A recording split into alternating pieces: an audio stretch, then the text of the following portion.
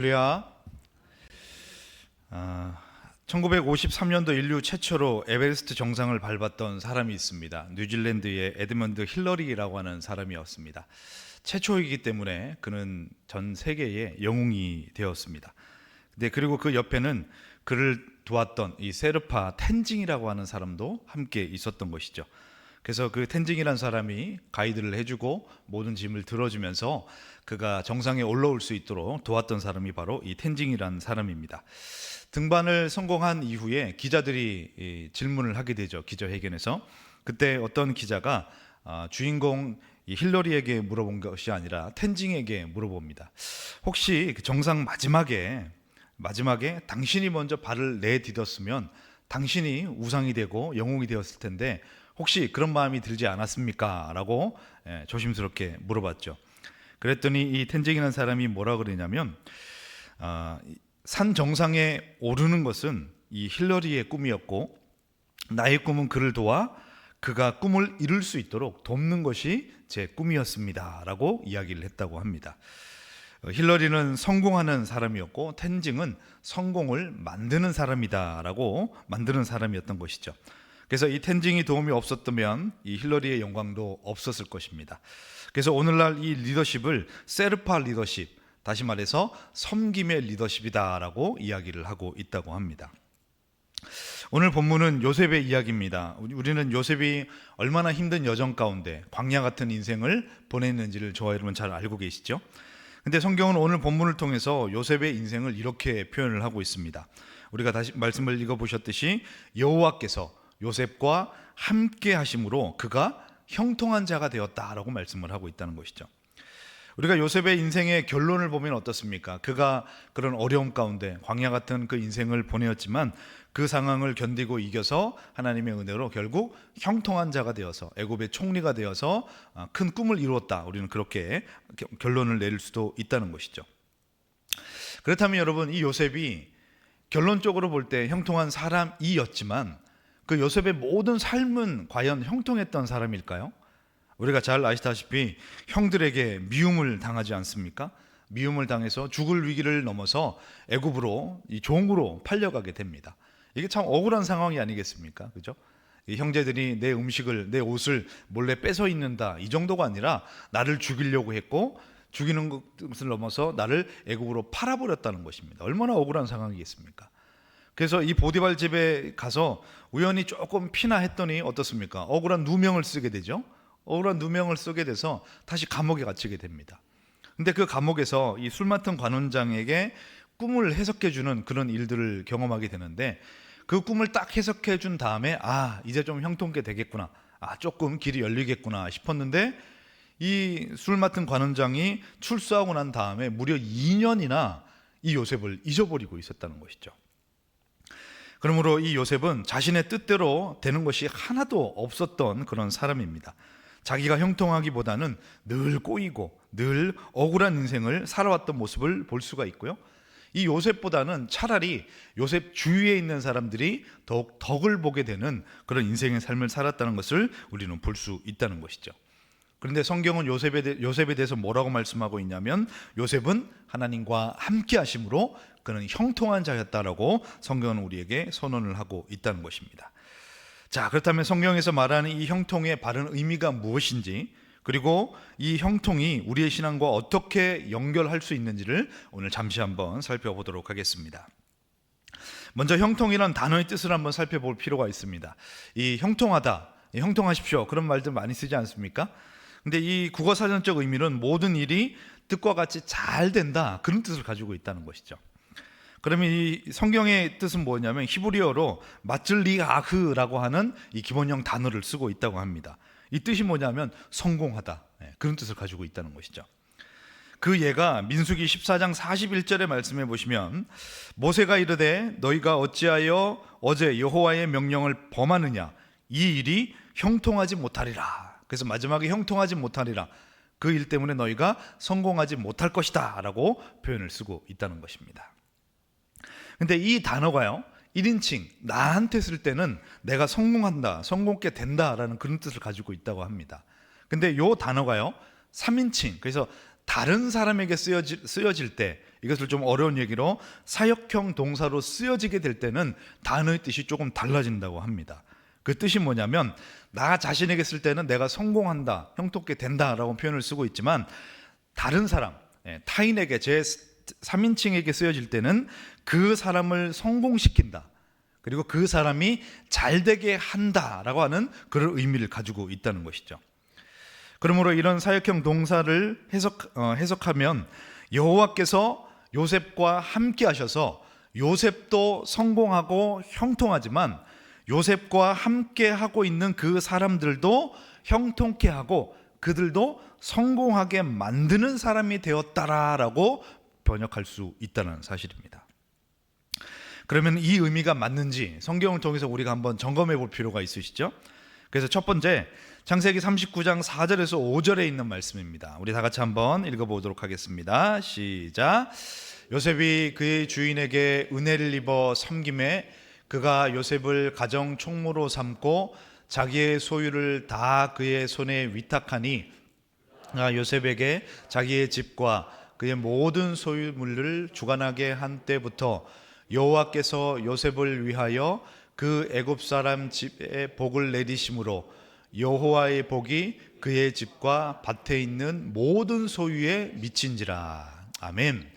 요셉이 함께하니까 요셉만 형통케 되는 것이 아니라 오늘 첫 번째로 보디발을 형통케 하고 보디발과 함께하는 모든 가정에도 형통케 되는 은혜를 흘려보냈다고 말씀을 하고 있다는 것이죠. 두 번째는 창세기 39장 22절부터 23절의 말씀해 보시면 옥중의 간수를 또 형통케 하는 모습을 볼 수 있습니다. 그래서 23절 후반절에 보시면 이는 여호와께서 요셉과 함께 하심이라 여호와께서 그를 범사에 형통하게 하셨더라라고 말씀을 하고 있죠. 이 감옥에서도요, 요셉만 잘 되는 게 아닙니다. 요셉만 어떤 특별 제호를 받았던 것이 아니라 요셉을 통해서 그 간수를 형통케 되었다라고 성경은 말씀하고 있는 것이죠. 마지막은 창세기 45장 7절의 말씀해 보시면 이 원수 같은 형제들, 이 형제들도 형통케 해주는 모습을 볼 수가 있습니다. 하나님이 큰 구원으로 당신들의 생명을 보존하고 당신들의 후손을 세상에 두시려고 나를 당신보다 먼저 보내셨다. 그래서 이 마지막의 형통이 요셉의 형통만이 아니라 결국 자신을 미워했고 이 원수와 같은 이 형제들 또한 형통케 되는 모습을 우리는 볼 수 있다는 것이죠. 이것은 요셉이 운이 좋아서 인복이 있어서 그런 것이 아니라 어려운 중에 나 혼자만 잘 되었던 것이 아니었다는 것입니다. 이 형통은 결국 요셉이 머무는 곳마다, 요셉이 있는 곳마다, 만나는 곳마다, 만나는 사람들마다 잘 되어지는 그 형통케 되는 은혜를 흘려보냈다는 것을 우리는 볼 수 있다는 것이죠. 그럼 우리가 이 형통을 내가 잘 되는 것과 함께 타인이 잘 되는 것임을 우리가 살펴봤는데요, 그렇다면 우리도 이 형통의 복을 받으면 얼마나 좋겠습니까? 아멘이시죠? 네. 이런 형통의 복이 나도 잘 되고 나와 함께하는 모든 우리의 가정과 우리의 교회와 우리의 직장과 우리가 함께하는 모든 것이 잘 되면 얼마나 좋겠냐는 것입니다. 그래서 신명기 말씀에 보셔도 너희가 나가도 복을 받고 들어가도 복을 받고, 그런 형통의 복이 우리 속에 있으면 얼마나 좋겠습니까? 그렇다면 우리는 어떻게 해야 할까요? 어떻게 하면 이런 형통의 복이, 이 형통의 영향력이 우리와 함께 할 수 있을지를 잠시 한번 살펴보도록 하겠습니다. 그 방법은 성경에서 뭐라고 표현하고 있냐면 여호와께서 요셉과 함께 하셨더라라고 말씀을 하고 있습니다. 이 요셉의 형통의 비결은 하나님이 요셉과 함께 하셨다는 것에 있는 줄로 믿습니다. 그럼 우리는 어떻게 하면 하나님과 함께 할 수 있을까요?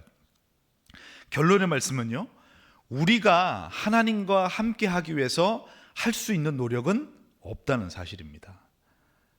이것은 하나님께서 우리와 함께 해 주셔야만 이 은혜가 있는 줄로 믿습니다. 아멘이십니까? 그러면 여러분, 누가 하나님과 함께하는 자일까요? 하나님은 어떤 사람과 함께 하실까요? 요한복음 14장 16절에서 17절에 있는 말씀입니다. 우리 한 목소리로 다 같이 한번 읽어보겠습니다. 시작. 구하겠으나 그가 또 다른 보혜사를 너희에게 주사 영원토록 너희와 함께 있게 하리니 그는 진리의 영이라. 세상은 능히 그를 받지 못하나니 이는 그를 보지도 못하고 알지도 못함이라. 그러나 너희는 그를 아나니 그는 너희와 함께 거하심이요 또 너희 속에 계시겠음이라. 아멘. 여러분, 어떤 자가 하나님과 함께하는 성도일까요? 사람일까요? 예수 그리스도를 영접하는 자, 성령이 내주하셔서 그 성령의 은혜로 우리 속에 믿음을 주신 자, 다시 말해서 성도들과 함께 하신다라고 성경은 말씀하고 있습니다. 아멘이십니까? 성도인 저와 여러분들과 하나님은 함께 하신다라고 말씀을 하고 있다는 것이죠. 그럼 제가 하나 여쭤보겠습니다. 여러분, 늘 하나님과 함께 하고 계십니까? 네. 아멘이시죠? 네. 우리가 죄 가운데 있을 때도 하나님 함께 하실까요? 우리가 광야 같은 슬픔과 눈물 가운데 있을 때, 아니면 어쩌면 우리의 첫사랑이 식어져 버리고 정말 하나님이 나와 함께 하시는지, 하나님이 나에게 관심이 있으신지, 나만 이 광야 가운데 넘어져 있다고 여겨질 때, 그때도 하나님이 함께 하신다고 여러분 확신하십니까? 아멘 소리가 많이 줄었죠? 사랑하는 성도 여러분, 성경은 우리에게 뭐라고 말씀하고 있냐면, 하나님이 성도인 저와 여러분의 어떤 상황과 형편과 여건에 있고 어떤 아픔 가운데 있다고 할지라도 하나님은 변함없이 저와 여러분과 함께하고 계시다라고 성경은 말씀하고 있다는 것입니다. 여러분, 이 확신이 저와 여러분에게 소망이 되기를 소망합니다. 그렇다면 이 확신의 근거를 우리는 어디서 찾을 수가 있을까요? 이것은요, 하나님이 우리와 함께 하신다라고 하는 이 진리 앞에 그것을 받아들이는 저와 여러분의 믿어지고 믿어지지 않는 마음의 상태와 전혀 상관이 없다는 사실입니다. 이해가 되십니까? 근데 가끔 우리는 우리의 마음의 상태에 따라서 내가 좀 낙심되고 실망되고 절망 가운데 있으면 하나님이 나와 함께 하시지 않는 것 같고, 좀 나에게 좋은 일이 일어나고 기쁨이 있으면 하나님이 나와 함께 하시는구나 라고 우리가 종종 오해하고 있는 경우가 있다는 사실입니다. 근데 여러분, 성경은 우리에게 단언합니다. 내가 세상 끝날까지 너희와 항상 함께 할 것이고 하나님의 성령이 너희 속에 거하심이 그것이 너희의 증거가 된다라고 우리에게 확신하고 계시다는 사실이죠.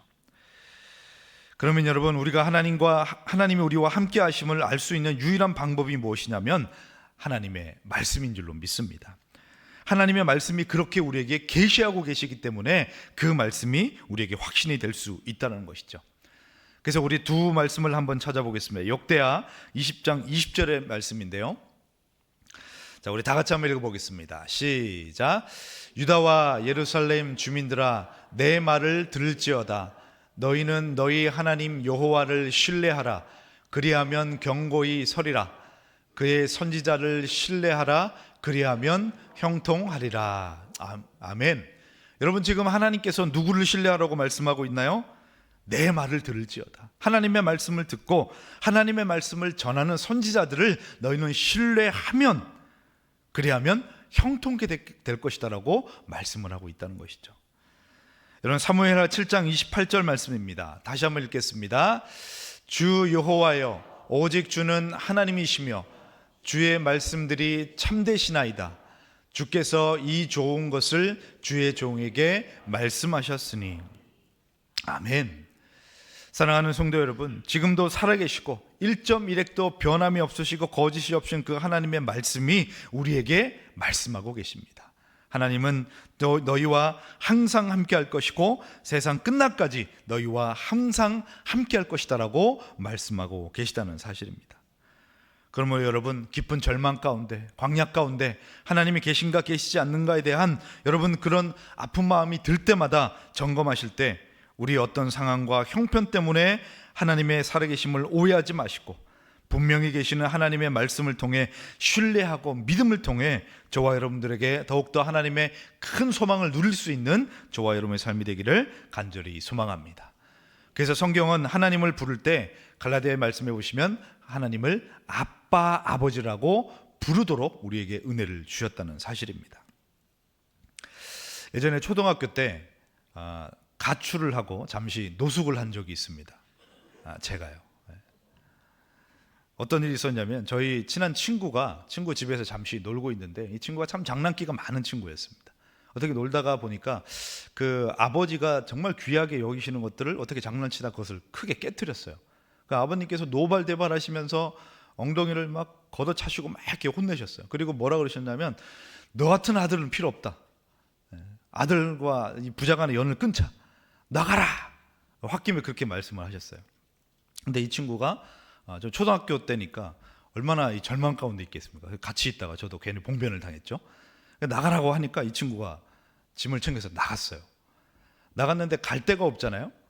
근데 저희 집 앞에 어떤 이제 공사하는 공사장이 있었는데, 예전에는 나무들을 이렇게 거푸집처럼 이렇게 쌓아가지고 이 집처럼 이렇게 오두막처럼 이렇게 쌓아놓은 곳이 있었습니다. 근데 거기에 그 친구와 한 4시간 동안 둘이 앉아 있었어요. 둘이 앉아 있다가 들어가자, 춥고 배고픈데 들어가자 그랬더니 아버지가 나를 버렸기 때문에 자기가 못 들어간다는 거죠. 그래서 4시간 동안 있는데 이제 동네가 난리가 났어요. 아들이 없어지니까. 그래서 그 아버님이 결국 공사장에 와서 친구를 보자마자 어떻게 했겠습니까? 더 때리셨어요. 나가라고 한다고 진짜 나가냐고. 그래서 엉덩이를 혼나게 맞고 4시간 만에 집에 복귀하고, 저도 4시간 만에 집으로 돌아간 적이 있습니다.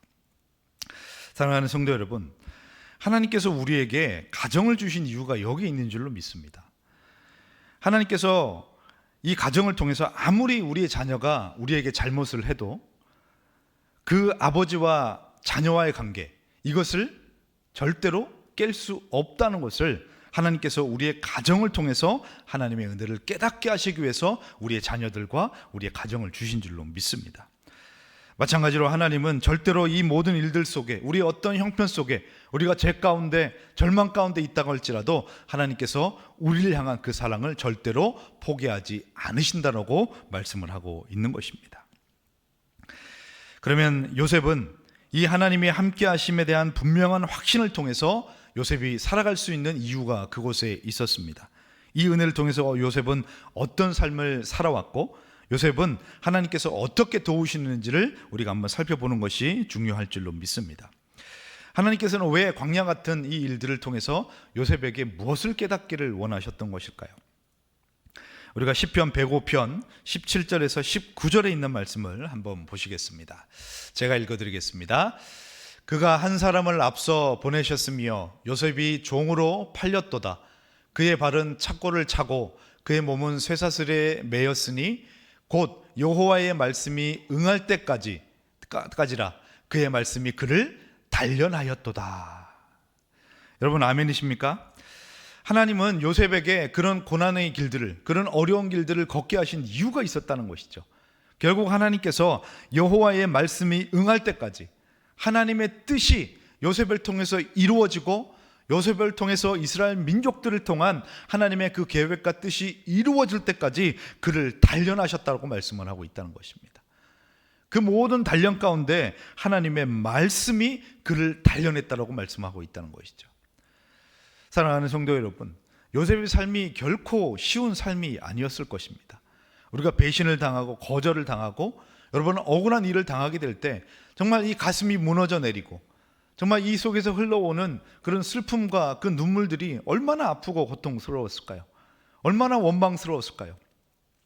그런 절망 가운데, 그런 아픔 가운데 있을 때 여러분 사람들이 대부분 그 아픔에 대한 이 보상으로 택하는 것이 죄라고 얘기를 합니다. 내가 이렇게 절망 가운데 있기 때문에 내가 죄라고 하는 것을 통해서 내가 보상받으려고 하는 그런 심리가 있었다는 것이죠. 어쩌면 요셉은 여러분 그 인생 가운데 보디발의 아내가 그를 유혹해주고, 그 상황을 보시면 그 보디발 집에 보디발의 모든 이 수종들이 다 떠나게 되고요, 이 요셉과 보디발 아내 두 사람만 딱 남게 됩니다. 그래서 여러분 그 범죄를 통해서 내가 이 모든 보상을 이 범죄로, 이 쾌락으로 내가 보상을 받으면 좋겠다라고 생각이 들 수도 있었지만 요셉은 그러지 않았다는 것이죠. 그 이유가 무엇이겠습니까? 요셉은 하나님께서 어떠한 상황 속에서도 자신을 버리지 않으시고, 자신을 떠나지 않으시고, 포기하지 않으셔서 이 모든 환난을 주신 이유가 분명히 있을 것이고, 이 환난에서 분명히 이기게 하실 것을 확신했다는 것을 우리는 알 수 있다는 것이죠. 그리고 이런 비참한 상황을 통해서 하나님께서는 나를 더욱더 단련하시고 하나님의 온전한 뜻을 이루어 가실 것을 확신했던 요셉의 모습을 우리는 볼 수 있다는 것이죠. 그 모든 것이 뭐로 됐다고요? 하나님의 말씀으로 맞다라고 말씀을 하고 있다는 것입니다. 그리고 그 온전한 뜻이 이루어질 때까지 온전케 하시는 하나님만 의지하면서 그는 하나님 앞에 살았습니다. 이것을 여러분 코람데오라고 하죠. 하나님 앞에 살아갔던 것입니다. 그 하나님 앞에 살아감을 통해서 은밀하게 보디발의 아내가 그를 유혹할 때 이 요셉이 뭐라고 고백했냐면 당신의 종, 당신의 남편에게 내가 당신의 남편을 배신할 수 없습니다 라고 얘기하지 않았습니다. 요셉이 뭐라고 고백했냐면 내가 어찌 큰 악을 행하여 하나님께 죄를 지으리까 라고 고백하고 있다는 것이죠. 그런 어려운 상황 속에서 요셉은 절대로 은밀한 곳에서 하나님의 얼굴 앞에 있다는 그 은혜를 잊지 않고 살았던 모습을 볼 수가 있습니다. 그래서 여러분 그에게 다가오는 유혹과 모든 죄에 대한 큰 유혹들을 이길 수 있는 비결이 바로 하나님 앞에 이 하나님의 거룩한 인도하심과 그 단련하심 속에 그를 결국 이끌어 가심에 대한 확신이 그가 거룩함으로 살아갈 수 있는 귀한 은혜들을 허락해 주셨다는 것을 우리는 알 수 있다는 것입니다. 사랑하는 성도 여러분, 오늘 우리는 요셉을 통해 세상이 말하는 성공과 하나님이 주시는 형통이 얼마나 다른지를 함께 살펴봤습니다. 세상에서 말하는 성공은 남이야 어떻게 됐는지 말든지 나만 잘 되면 되는 것이 성공인 줄로 믿습니다. 그러나 여러분, 하나님은 이 세상에서 말하는 내가 높아지고 내가 많이 갖고 내가 유명해지는 것이 형통이 아니라 내가 하나님 앞에 바르게 서고 나를 통해서 다른 누군가를 형통케 하는 그 은혜가 형통이라는 것을 우리에게 말씀하고 있는 것이죠. 성경은 나로 인해 누군가 살아나는 것, 저와 여러분 때문에 누군가에게 여러분 소망을 주고 희망을 주는 것, 그리고 나 때문에 우리의 가정이 복을 받고 하나님의 은혜를 누리는 것, 그리고 나를 통해서 내 이웃이 내가 믿는, 내가 확신하고 나와 함께 하시는 하나님을 보여주는 것이 진짜 형통이라고 말씀하고 있다는 사실입니다. 요셉은 억울한 감옥살이 중에서도 하나님이 함께 하셨다는 것을 여러분 잊지 않고 늘 하나님 앞에 살아왔던 모습을 볼 수가 있습니다. 그랬더니 간수장을 형통케 하고 결국 총리가 되어서 자기를 팔아 넘겼던 이 형제들까지 살리게 되어지고 결국 모세를 통해서 하나님의 큰 구원 역사를 이룰 수 있는 그 구원의 계획까지 요셉을 통해서 이루는 모습을 우리는 볼 수 있다는 사실입니다.